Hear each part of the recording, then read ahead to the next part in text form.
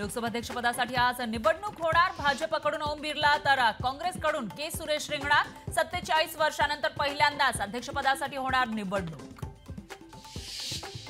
खासदारांचं निलंबन करणाऱ्या ओम बिर्लांना पुन्हा संधी दिल्याबाबत सामनातून हल्लाबोल तर 150 खासदारांचं निलंबन करणाऱ्या बिर्लांना अध्यक्षपदी बसवणं लोकशाहीचा अपमान। सामनातून ओम बिर्लांवर टीका।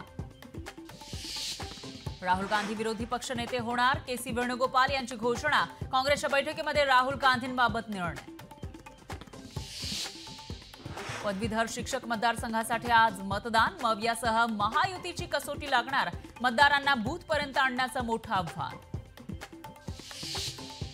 रणजितसिंह मोहिते पाटील राजकीय निर्णय घेण्याची शक्यता। रणजितसिंह मोहिते पाटील भाजप सोडण्याची चर्चा।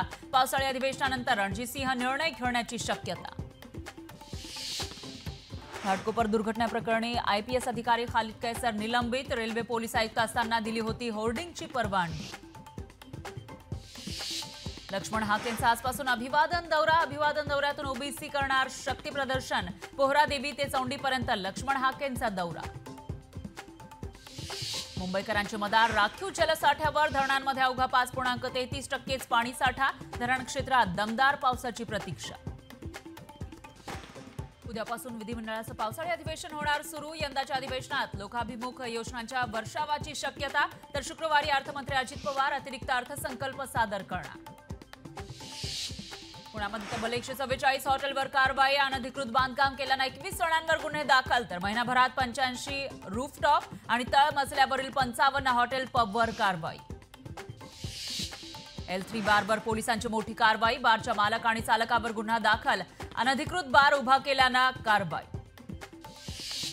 कराडमध्ये पृथ्वीराज चव्हाण यांना मोठा धक्का। काँग्रेसचे सातारा जिल्हा सरचिटणीस राजेंद्र यादव यांच्यासह 3 विद्यमान नगरसेवक भाजपमध्ये करणार प्रवेश।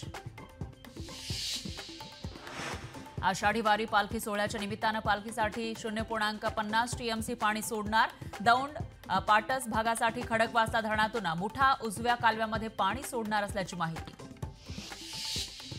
नीट परीक्षेबाबत उच्चस्तरीय समितीची पहिली बैठक। परीक्षांमधील सुधारणांसाठी विद्यार्थी आणि पालकांशी समिती संवाद साधणार।